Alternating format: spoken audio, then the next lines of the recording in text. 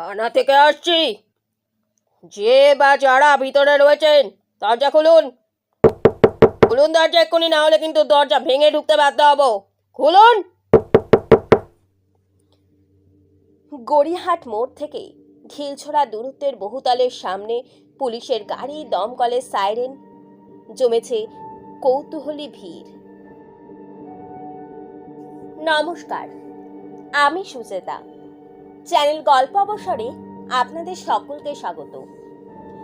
আজকে আপনারা শুনবেন সত্য ঘটনা অবলম্বনে সুপ্রতিম সরকার রচিত গোয়েন্দাপীঠ লালবাজার থেকে নেওয়া বণিক বাড়ির অন্তর্মহলে। আশা করি গল্পটি আপনাদের ভালো লাগবে। যদি গল্পটি ভালো লাগে অবশ্যই আমার চ্যানেলটিকে সাবস্ক্রাইব করবেন এবং গল্পটিতে একটি লাইক দেবেন। তবে শুরু করা যাক আজকের সত্য ঘটনা অবলম্বনে গল্প বণিক বাড়ির অন্তর্মহলে।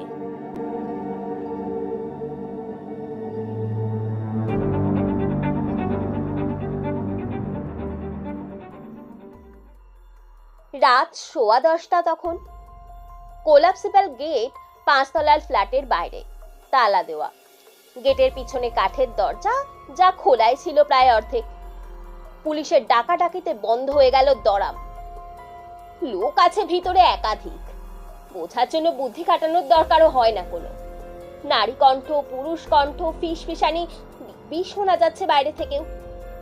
ফের ডাক দেওয়া হলো। আমি গড়িয়াহাট থানার ওসি হীরেন্দ্রলাল মজুমদার বলছি, দরজাটা খুলুন একবার। ভিতরে যারা ছিলেন নিরুত্তর। ফিসফিস কথাও আর শোনা যাচ্ছে না। উল্টে ওসির আওয়াজে নিভে গেল ভিতরের আলো, যেটা এতক্ষণ জ্বলছিল।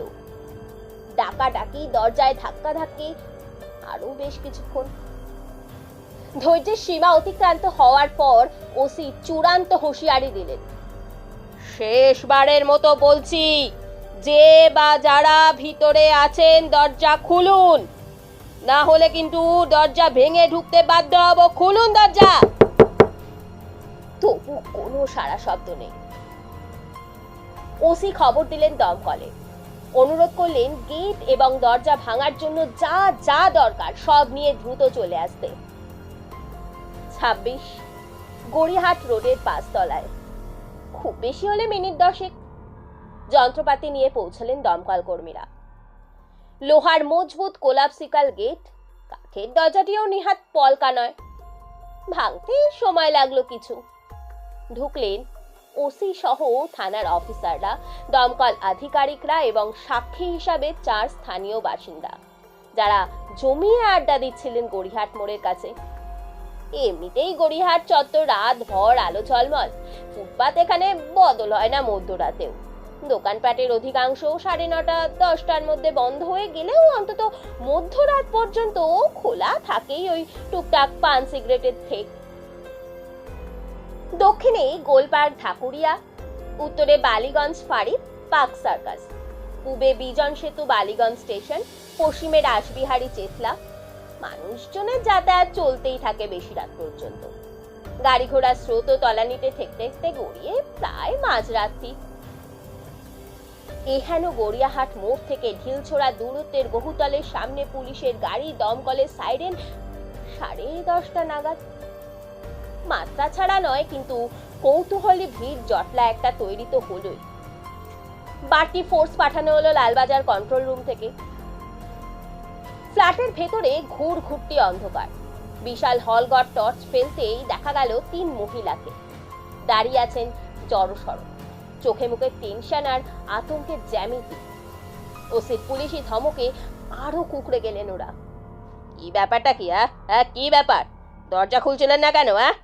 রাত দুপুরে কি আমরা গল্প গুজব করতে এসেছি এখানে আপনাদের সাথে? গড়িয়াহাট থানা, কেস নম্বর 49, তারিখ 1983 সালের 30 জানুয়ারি। ধারা 120B, 302, 201, 34 আইপিসি। অপরাধমূলক ষড়যন্ত্র, খুন, প্রমাণ লোপাট এবং একই অপরাধের উদ্দেশ্যে একাধিকের যৌথ পরিকল্পনা। সবে 20 কোঠায় পা দেওয়া এক গৃহবধূর নৃশংস খুন শ্বশুর বাড়িতে। দেবযানী বণিক হত্যা মামলা। পুলিশের কন্ট্রোল রুমে ফোনটা এসেছিল 10টা নাগাদ। আজও অজানা কে করেছিলেন। বর্তমান সময় হলে বোঝা যেত সহজেই, কিন্তু কন্ট্রোল রুমের সব ফোনেই এখন সিএলআই লাগানো রয়েছে। তখনকার সময় তো ছিল না। ফোনে পুরুষ কণ্ঠ জানিয়েছিল গড়িয়াহাটের বণিক বাড়িতে লোক পাঠান তাড়াতাড়ি, ওদের বড় বউকে সবাই মিলে খুন করেছে, দেরি করলে বডি নাকি সরিয়ে দেবে। থানা থেকে হেঁটে গেলে খুব বেশি হলে 3 মিনিটের পথ, গাড়িতে তার অর্ধেক। কন্ট্রোল রুমে জানানোর সঙ্গে সঙ্গেই ছুটেছিল পুলিশ। নামেই ফ্ল্যাট, আয়তনের বিচারে প্রায় ফুটবল মাঠ। ঢুকেই প্রশস্ত করিডোর, দৈর্ঘ্যে প্রায় 100 মিটার, প্রস্থে নেহাত কম নয়। করিডোরের দুধারে সার দিয়ে অনেকগুলি ঘর, যার অধিকাংশেই লাগোয়া বারান্দা। এক কোণে একটি মন্দিরও রয়েছে কাঁচ দিয়ে ঘেরা। 5 তলা থেকে 6 তলায় সরাসরি যাওয়ার দরজাও রয়েছে, আর 6 তলা থেকে 7 তলায় পৌঁছানোরও। চালু হলো ঘরগুলির তল্লাশি। 6-7 তলা তালা বন্ধ। 5 তলার ফ্ল্যাটের একটি ঘরে 3টি বাচ্চা ঘুমোচ্ছে অঘরে। অন্য একটিতে একটি বৃদ্ধা মহিলা, তিনিও ঘুমন্ত। একটিতে 50 এক মহিলা, দৃশ্যতই অসুস্থ, শুয়ে আছেন চোখ বুজে। আরেকটি ঘরে 12 বছরের এক ঘুমন্ত কিশোর, রান্নাঘরে তালা চাবি। করিডোরে থমথমে মুখে দাঁড়িয়ে থাকা 3 মহিলাকে জিজ্ঞাসা করা হলো। বাইরে থেকে তো আওয়াজ পাচ্ছিলাম পুরুষ কণ্ঠের, ওরা কোথায় গেলেন? 3 জনেই নিরুত্তর, ঠোঁটে যেন কেউ সাইলেন্সার লাগিয়ে রেখেছে। এ বাড়ির বড় বউয়ের নাম কি দেবযানী বণিক? কোথায় উনি? ডাকুন। মুখে এখনো কুলুপ মহিলা ত্রয়ী। ততক্ষণে দুর্গন্ধ পেতে শুরু করেছেন অফিসাররা। বিশাল প্রয়োজনে সেই গন্ধ ডাক্তার বা পুলিশের অতি পরিচিত।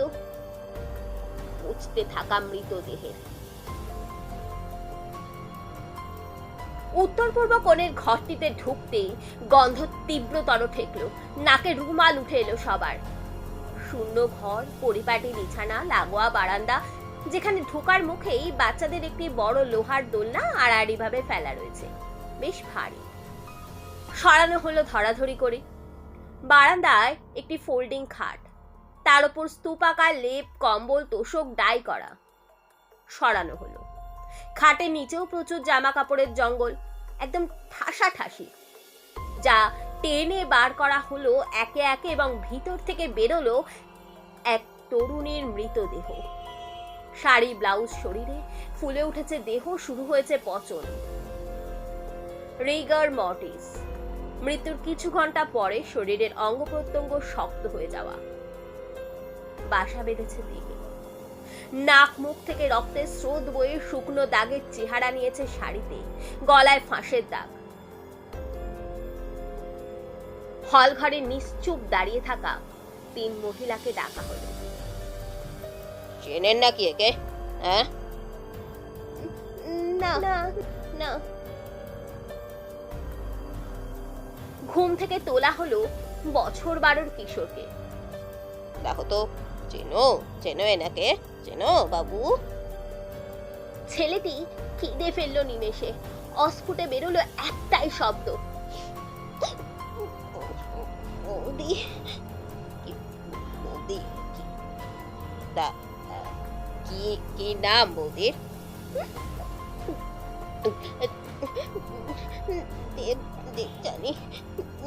দেবযানী বণিক।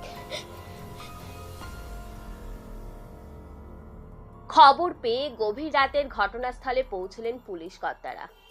DC headquarter, DC DD, DC south, homicide শাখার প্রায় সবাই। তদন্তের চাকা ঘুরতে শুরু করলো। তদন্তভার নিলেন হোমিসাইড তৎকালীন শাখার সাব ইন্সপেক্টর সুজিত সান্যাল।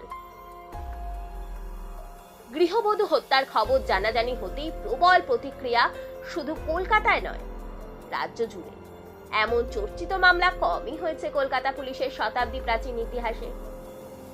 তখন ইলেকট্রনিক মিডিয়ার আবির্ভাব ঘটেনি, কিন্তু দিনের পর দিন, মাসের পর মাস আনন্দবাজার যুগান্তরের প্রথম পাতায় আলোচিত হয়েছে দেবযানী নিধনের রোজনামাচা, যা অব্যাহত থেকেছে তীব্র টানাপোড়েনের বিচার পর্বে ঘৃণ্য অপরাধের দিক চিহ্ন হিসাবে আজও রয়ে গেছে ওই অভিশপ্ত বহুতল, যাকে স্থানীয় মানুষ চিনতেন বণিক বাড়ি নামে। গোলপার্ক থেকে গড়িয়াহাটের দিকে হাঁটতে হাঁটতে এলাকার ভূগোল সম্পর্কে ওয়াকিবহল নন এমন কাউকে এখনো পরিচিত জন দেখিয়ে দেন ওই 11 তলার মাল্টি স্টোরেড। এই দেখ দেখ, এটাই সেই বণিক বাড়ি। হ্যাঁ, ওই 3 মহিলার পরিচয় কি? গ্রেপ্তার হওয়ার পর কি বললেন? বাড়ির পুরুষরাই বা কিভাবে পালালেন? আর ধরা পড়লেন কোথায়, কখন? সে বিবরণে পরে আসছে। আর তাছাড়া এটি তো উডেন ইট নয় যে খুনিকে জানার কৌতূহল থাকবে। সকলেরই মনে থাকবে স্বামী, শ্বশুর, দেবত, ননদরা যুক্ত ছিলেন খুনে। চন্দ্রনাথ, চন্দন, এই দুটি নাম অনেকের মনেও আছে নিশ্চিত। তবে ঠিক কোন পরিস্থিতিতে প্রাণ দিতে হয়েছিল ঘর সংসারে আদ্যন্ত নিবেদিত প্রাণ এক নিহাতি সহজ সরল গৃহবধূকে?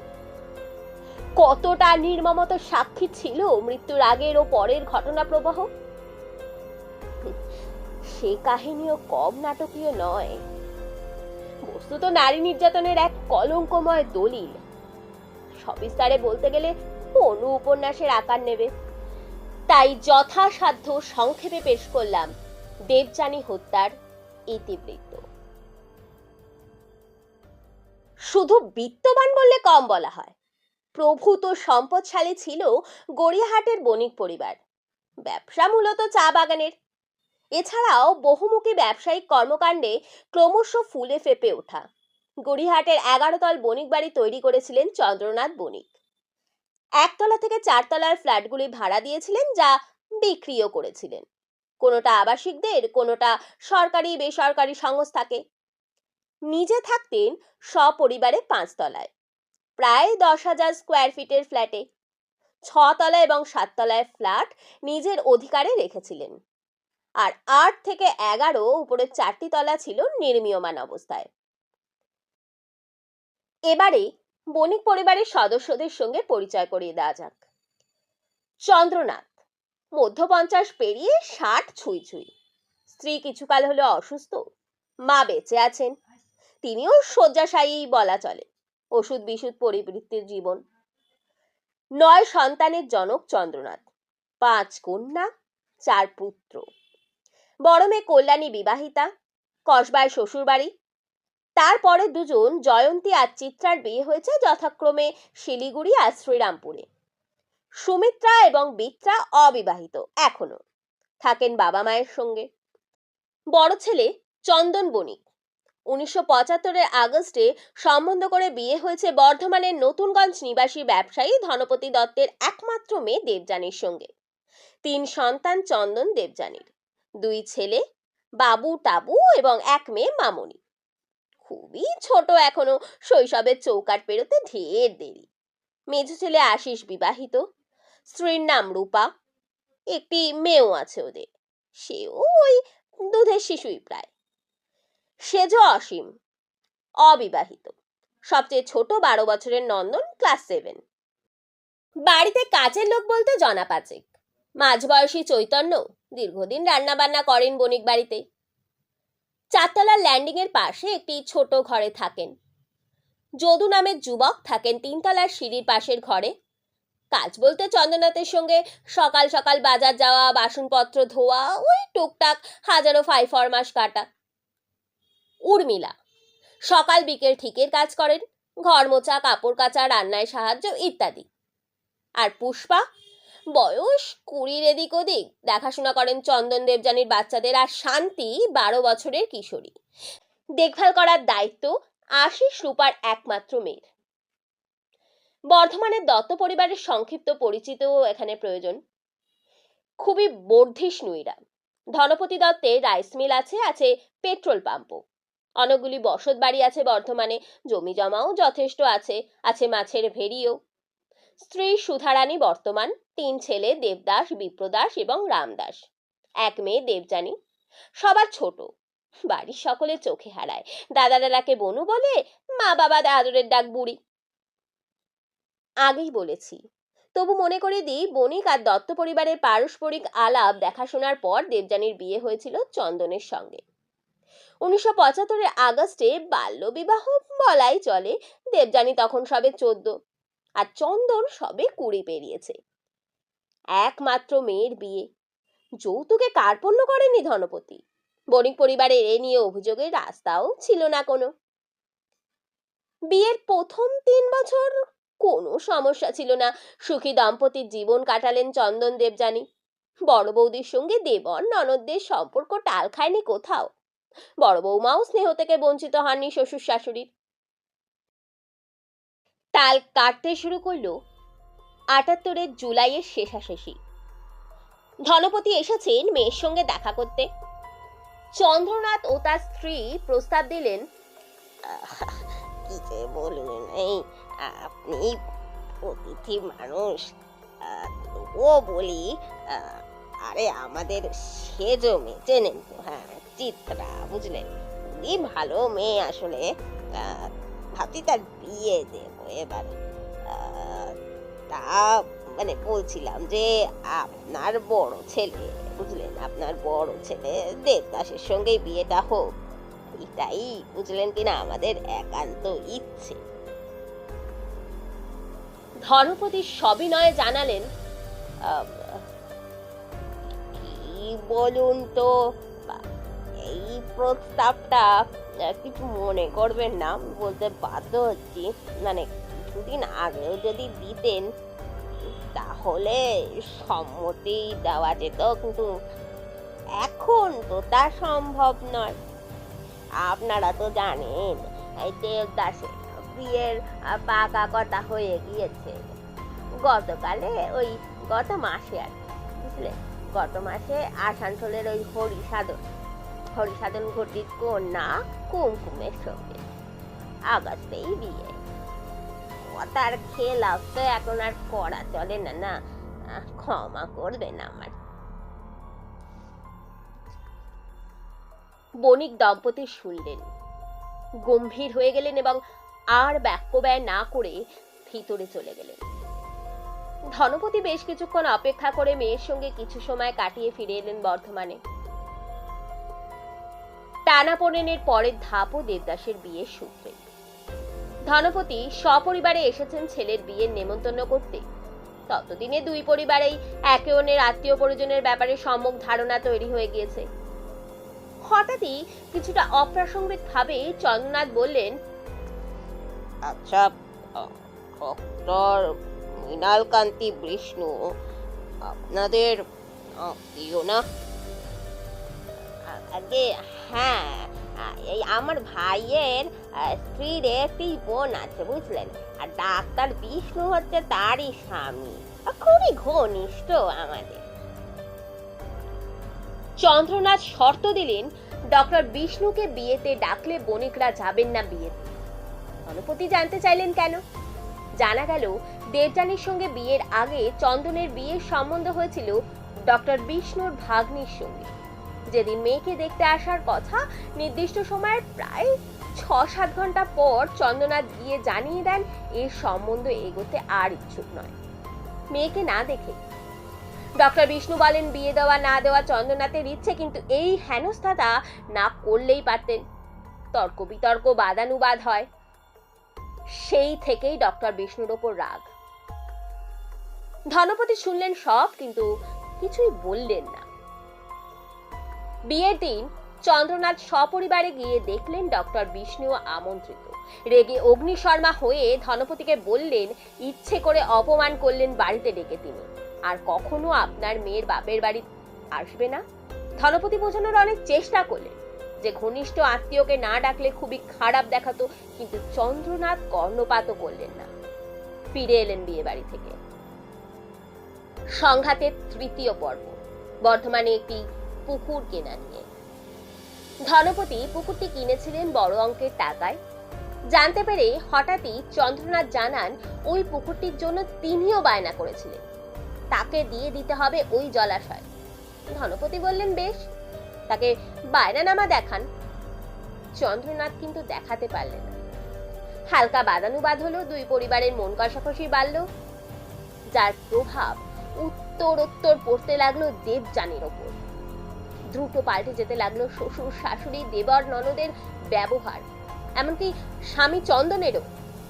শুরু হলো কথায় কথায় কটাক্ষ, দুর্ব্যবহার, মাঝে মধ্যে স্ত্রীর গায়ে হাত তুলতে শুরু করলেন চন্দন। দেবযানী বাপের বাড়ি যেতেন প্রতি 2 মাস অন্তর, সেটা কমে দাঁড়ালো 9 মাসে 6 মাসে একবার, তাও বহু কাকুতি মিনতির পর। মা বাবাকে চিঠি লেখা বন্ধ হয়ে গেল বণিক বাড়ির বড় বউয়ের।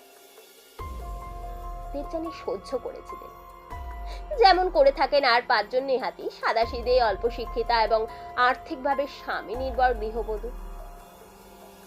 পরিস্থিতি জটিলতর হলো 82-র মাঝামাঝি থেকে।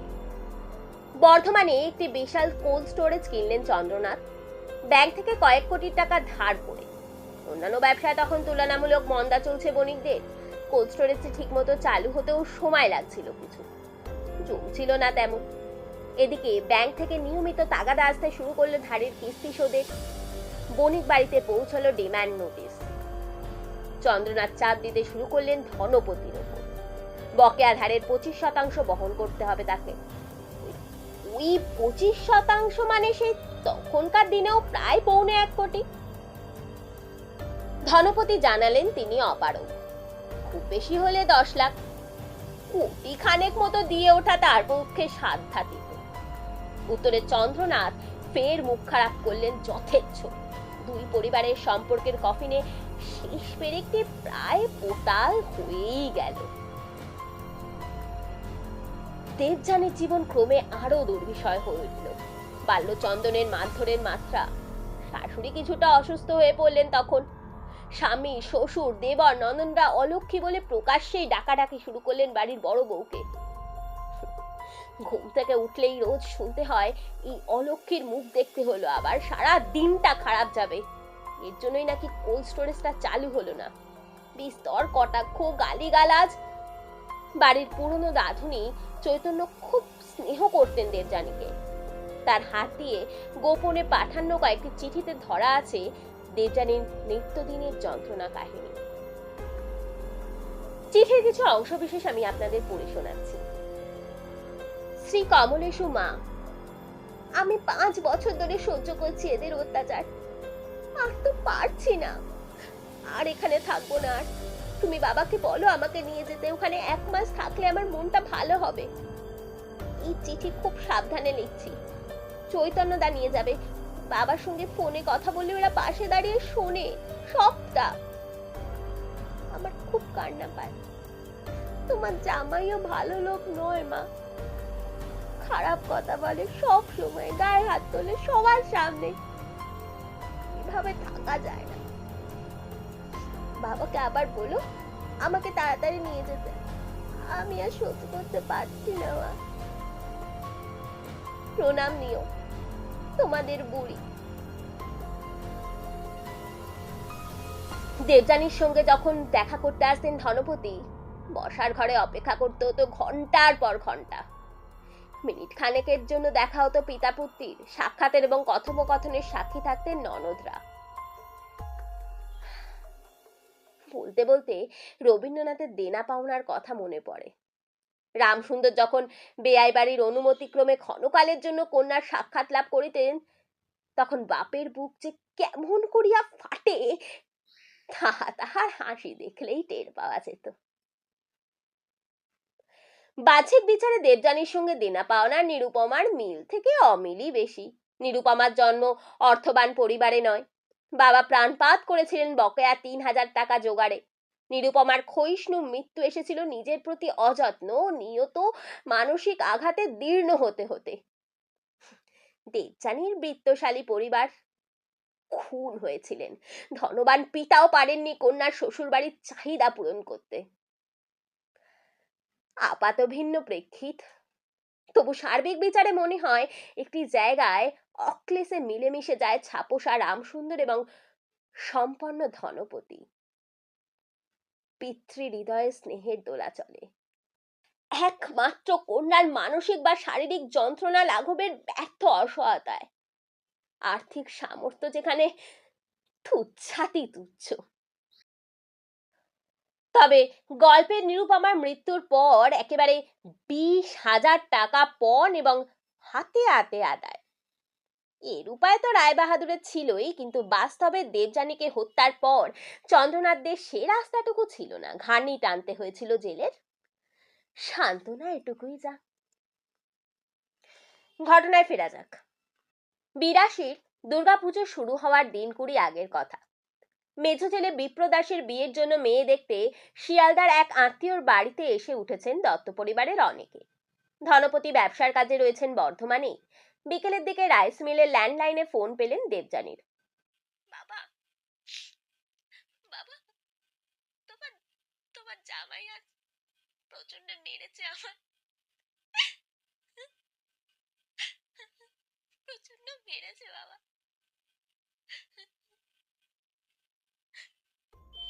ধনপতি সঙ্গে সঙ্গে ফোন করলেন শিয়ালদায় আত্মীয়ার বাড়িতে। স্ত্রীকে বললেন, এক্ষুনি যাও বুড়ির বাড়ি, বুঝলে? ছুটলেন দত্ত পরিবারের সদস্যরা। বণিক বাড়ির বসার ঘরে 45 মিনিট অপেক্ষার পর দেবযানী এলেন, সঙ্গে ননদরা। একান্তে কথা প্রায় বলতেই দেওয়া হলো না বাড়ির লোকের সঙ্গে। সুধারানী লক্ষ্য করলেন মেয়ের ডান হাতের কনুই ফুলে গিয়েছে, কালশিটের দাগ স্পষ্ট। অনুরোধ করলেন চন্দ্রনাথকে, বুড়িকে কয়েকদিনের জন্য বাড়ি নিয়ে যেতে চাই। প্রথমে প্রত্যাখ্যাত হলো আর্জি। শেষে বহু অনুনয় বিনয়ের পর চন্দ্রনাথ বললেন, কয়েকদিন পর ব্যবসার কাজে ত্রিপুরা যাবে চন্দন, তখন না হয় নিয়ে যাবেন খন। দেবযানীকে কয়েকদিন পর বর্ধমানে নিয়ে গেলেন ভাই রামদাস। মা বাবাকে মেয়ে জানালো অত্যাচারিত হওয়ার বিস্তারিত কাহিনী। তখনকার দিনে তো বটেই, আজকের দিনেও এদেশের অধিকাংশ মা বাবারা যা করে থাকেন এই পরিস্থিতিতে তাই করলেন ধনপতি সুধারানী। বোঝালেন যে তারা চন্দনের সঙ্গে কথা বলবে, সব ঠিক হয়ে যাবে, একটু মানিয়ে গুছিয়ে নেওয়ার চেষ্টা কর বুড়ি। দেবযানী মা বাবাকে জানালেন চন্দন বলেই দিয়েছেন আসার আগে ধনপতি ওই বকেয়া ধারের 25% না দিলে আর কোনো দিন বর্ধমানে আসতেই দেবেন না। ধনপতিও বোঝালেন একসঙ্গে অতগুলো টাকা দেওয়া তার পক্ষে অসম্ভব। 10 লাখ তো দেবেন বলেছেন, পরে আরো চেষ্টা করবেন। চন্দন এলেন বর্ধমানে দেবযানীকে নিয়ে যেতে। ধনপতি সুধারানী আপ্রাণ বোঝালেন চন্দনকে যে মেয়েকে অত্যাচার না করতে ভাবে। চন্দন তো ক্ষিপ্ত হয়ে উঠলেন, অভিযোগ শুনে গালিগালাজ করলেন দেবযানীকে, বলেন আর কখনো বর্ধমানে আসতে দেবেন না। ধনপতি সুধারানী ভাবলেন রাগের কথা, সত্যি যে এটাই এই বাড়িতে তার আদরের বুড়ির শেষ আশা হতে যাচ্ছে। ভাবেননি, দুঃস্বপ্নেও ভাবেননি। বেরোনোর আগে যখন প্রণাম করছেন দেবযানী, মাথায় আশীর্বাদের হাত বুলিয়ে দিচ্ছেন ধনপতি, তখনও দূরতম কল্পনাতেও ভাবেননি মেয়ের সঙ্গে পরবর্তী সাক্ষাৎ হবে মাস কয়েক পরেই মেডিকেল কলেজ হাসপাতালের মর্গে। মহালয়ার দিন কতক আগে দত্তবাড়ি থেকে পুজোর জামা কাপড় নিয়ে বণিক বাড়ি এলেন দেবদাস, যা তাচ্ছিল্য ভরে ফিরিয়ে দিলেন চন্দ্রনাথ। ফিরে এলেন অপমানিত দেবদাস। ধনপতি বুঝলেন পুজোটা ভালো কাটবে না বলে। কাটলো না, অত্যাচার আরো বাড়ল। দেবযানী সম্পূর্ণ এক ঘরে হয়ে পড়লেন শ্বশুর বাড়িতে। মাস ডিসেম্বরে কোল্ড স্টোরেজের ব্যবসার কিছু কাগজপত্র বর্ধমানের কোর্টে জমা দিতে গিয়েছিলেন চন্দ্রনাথ আর চন্দন। আদালতেই দেখা ধনপতি বাবুর বিশ্বস্ত কর্মচারী ঋষিকেশ ঘোষের সঙ্গে। ঋষিকেশকে ডাকলেন চন্দন, নিয়ে গেলেন গাড়ির কাছে, যার মধ্যে বসে আছেন চন্দ্রনাথ। বাকিটা ঋষিকেশের বয়ানেই শোনা যাক। চন্দ্রনাথ বাবু বললেন, তোমার বাবুকে বলবে, হ্যাঁ, আমি প্রতিশোধ কিন্তু নেবই, আর এমন শোধ নেব যে সারা জীবন চলবে। আগে মানে আমাকে কেন বলছেন? যা বলার বাবুকে সরাসরি বলবেন না হয়? হ্যাঁ, তুমি বলবে যে প্রতিশোধ তো আমি নেবই।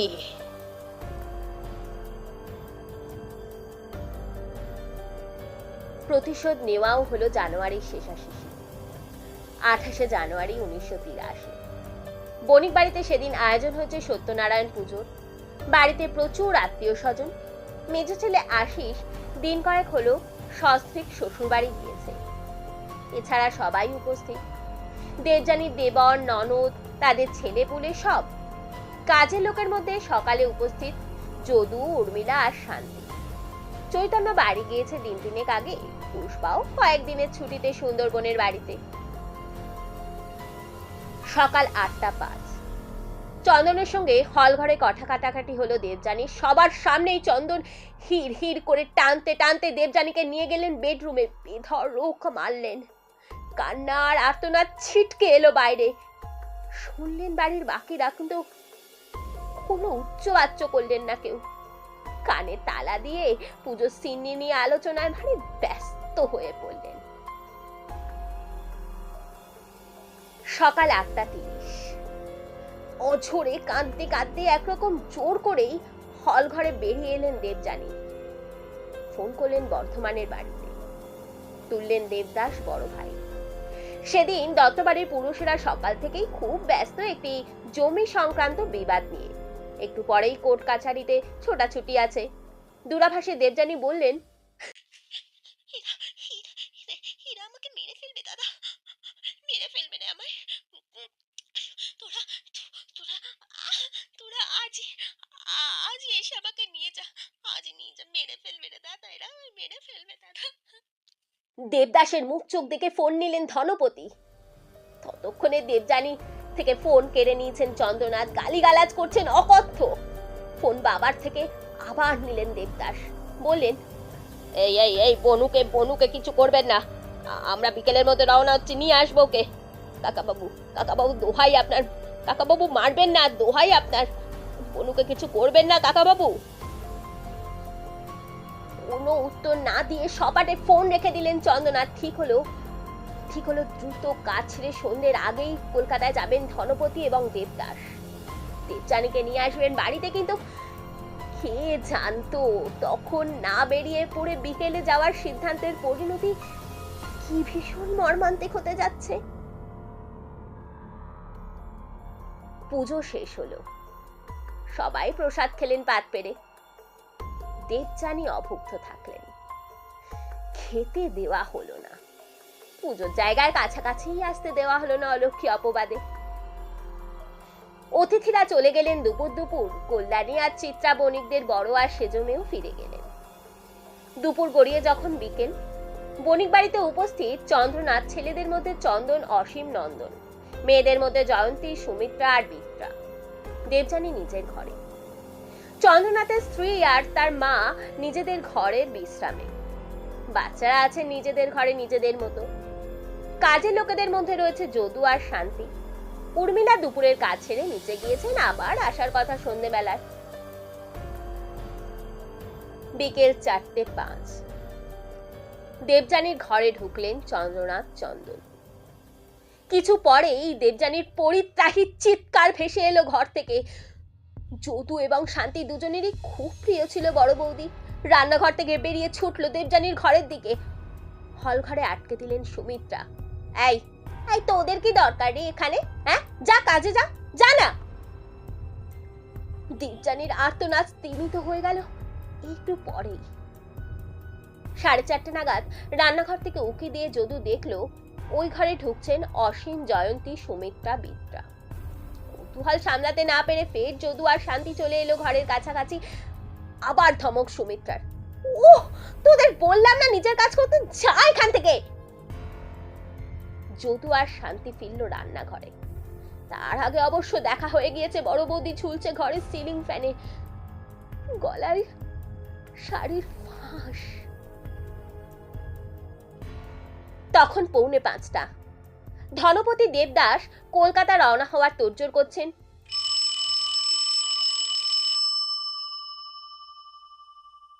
ফোন বাজলো নতুনগঞ্জের বাড়িতে। দেবদাস তুললেন। অন্যপ্রান্তে চন্দ্রনাথ। সকালে রুদ্রমূর্তি বদলে গিয়ে অস্বাভাবিক অমায়িক এখন। বলছিলাম, তোমরা কি রওনা হয়ে গিয়েছো? না কাকা বাবু, এইবার বেরোবো। আচ্ছা, না শোনো, তোমরা আজ এসো না বুঝলে, আমি তো কাল বর্ধমানে কাজে যাচ্ছি। তা তোমাদের দুর্গাপুরের ওই পেট্রোল পাম্পেই দেখা করে নেব। আচ্ছা কাকা বাবু, বলছি বনুকে একবার একটু দেবেন, একটু মানে কথা বলতাম। কে বৌমা? না মানে বৌমা তো বেরিয়ে গেল একটু আগেই চন্দনের সঙ্গে সিনেমা, বুঝলে, সিনেমা দেখতে গেছে। তোমরাও তো চিন্তা করো না গো, ও বৌমা ভালো আছে, ও ভালোই আছে। ফোন রেখে দেওয়ার পরও খচখাচানি একটা থেকেই গেল ধনপতি আর দেবদাসের ব্যবহারে। হঠাৎ এমন ভুল বদল। তারপর ভাবলেন, হতে পারে সকালের মারধরের পর অনুতাপ হয়েছে ওদের, মিটমাট হয়েছে সাময়িক। তাছাড়া কাল তো চন্দনাথ আসেনি, মুখোমুখি কথা বলে নেওয়া যাবে। অনেক হয়েছে, ঘরের মেয়েকে এবার ঘরে ফিরিয়ে আনবেন। সন্ধে নেমেছে। বণিক বাড়িতে তখন প্রমাণ লোপাটের ব্যস্ততা, কিন্তু মাথা কাজ করছে না কারো। শান্তি তো রোজ রাত্রে এ বাড়িতেই থাকে, যদিও কখনো কখনো থেকে যায় শুয়ে পড়ে রান্নাঘরে। দুজনকেই বলা হলো রাত্রে বাইরে শুতে। শান্তি শুতে গেল উর্মিলার ঘরে, যদু 3 তলার সিঁড়ির পাশে নিজের রোজকার আস্তানায়। জয়ন্তী ভয় দেখালেন যাওয়ার আগে, এই শোন শোন না, কাউকে যদি কিছু বলেছিস না, আজ কিন্তু ছাড়িয়ে দেব চুরির বদনাম দিয়ে। না খেতে পেয়ে মরবি তখন, বুঝলি?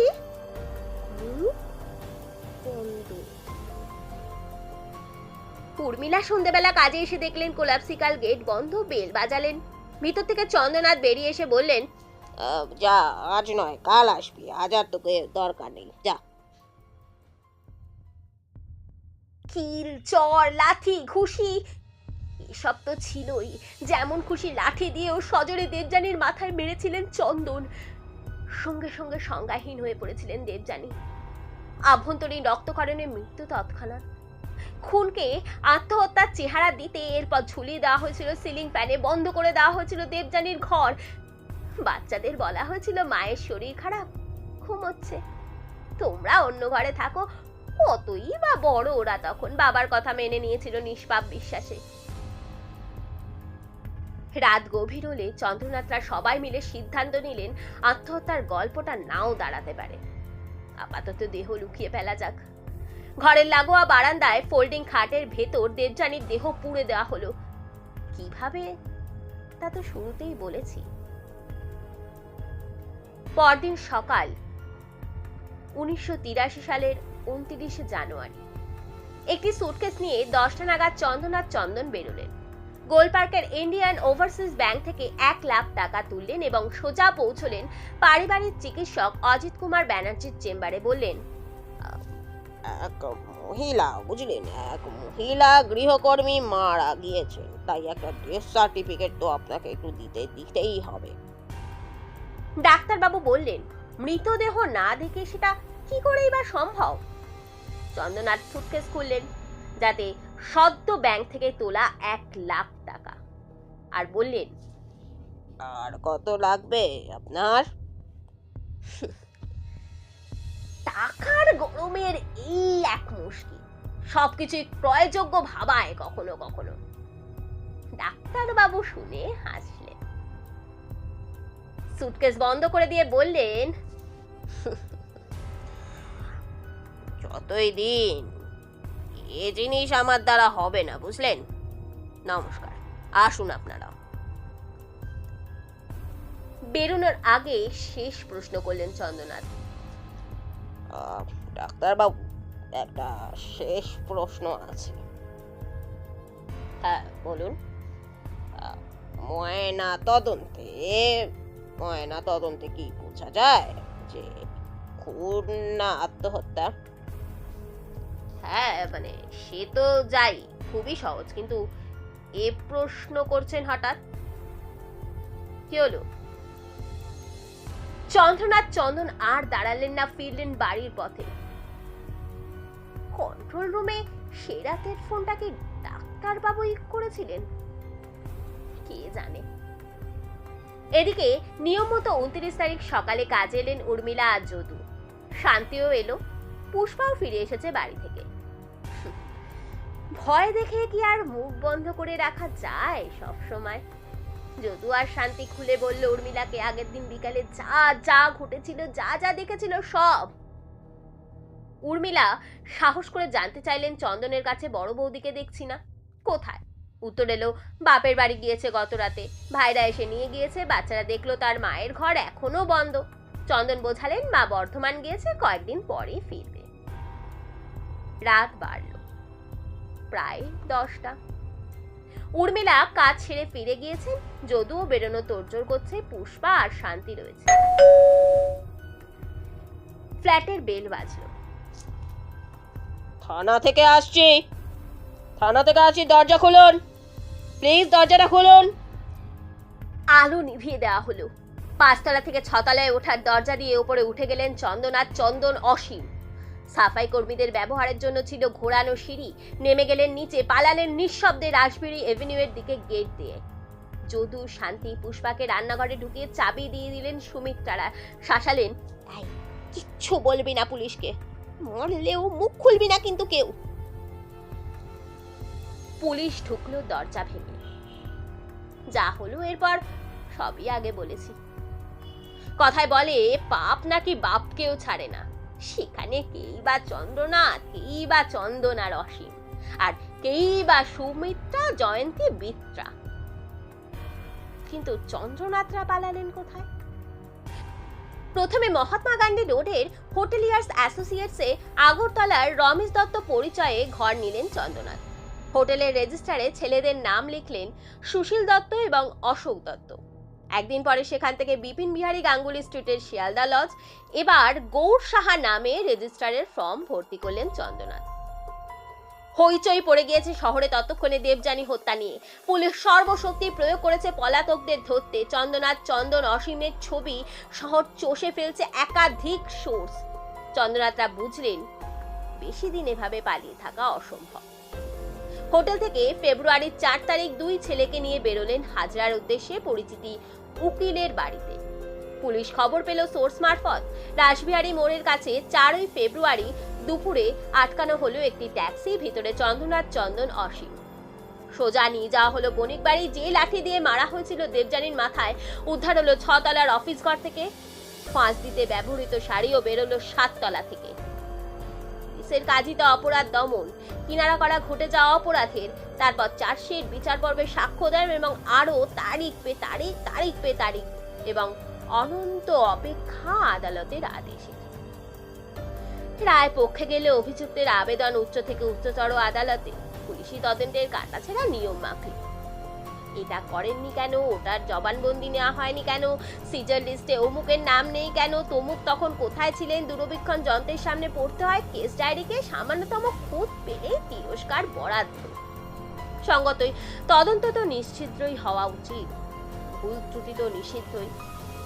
মামলা যখন খুনের মতো গুরুতর অপরাধের, প্রশ্ন যখন ফাঁসি বা যাবজ্জীবন কারাবাসের, মাননীয় আদালত অনুপুঙ্খ বিশ্লেষণের পর রায় দেন, যা মেনে নিতে হয় নতমস্তকে। কিছু মামলা আসে কদাচিৎ, যখন স্রেফ রোজগার, পেশাগত দায়বদ্ধতার সীমানার বাইরেও তৈরি হয় দোষীকে শাস্তিদানের বাড়তি মানবিক তাগিদ।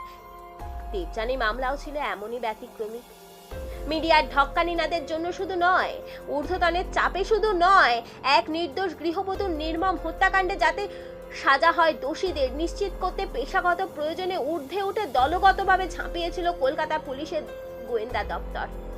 তদন্তকারী অফিসার সুজিত স্যানালের সুযোগ্য নেতৃত্বে কোনো বিরল মামলায় অভিযুক্তের অপরাধ সম্পর্কে যখন নিশ্চিত হই আমরা সাক্ষ্য প্রমাণ তথ্য তালাশের পর, তখন মনে হয় আমাদের যা হওয়ার হোক, শেষ পর্যন্ত যাব। শাস্তি না হওয়া পর্যন্ত লড়াই চলে তো চলতেই থাকে। দুরন্ত লড়েছিলেন তদন্তকারী অফিসার সুজিত সান্যাল। সুজিতের বৈশিষ্ট্য ছিল এমন, ওতপ্রোতভাবে জড়িয়ে যেতেন ঘটনার সঙ্গে, নাওয়া খাওয়াও ত্যাগ করতেন কখনো কখনো। তদন্ত শুধু পেশা ছিল না, ছিল নেশাও। ডিটেকটিভ ডিপার্টমেন্টে তার অধীনে যারা কাজ করেছেন কোনো না কোনো সময় তারা আজও শ্রদ্ধায় মাথা নোয়ান সুজিত বাবুর প্রসঙ্গ উঠলেই। গোয়েন্দা বিভাগের বিভিন্ন পদে সুনামের সঙ্গে কাজ করার পর অবসর নিয়েছিলেন অ্যাসিস্ট্যান্ট কমিশনার হিসাবে। বিচার শুরু হলো। বিত্রার বিচার শুধু জুভেনাইল কোর্টে, যেহেতু তখনও নাবালিকা। বণিক পরিবারের জলের মতো টাকা খরচ করলেন উকিলদের পিছনে। দাবি করা হলো চন্দ্রনাথ চন্দন অসীম ঘটনার সময় ছিলেনই না বাড়িতে। ধৃত মহিলারাও নির্দোষ। আর কিসের খুন? দেবযানী তো আত্মহত্যা করেছেন।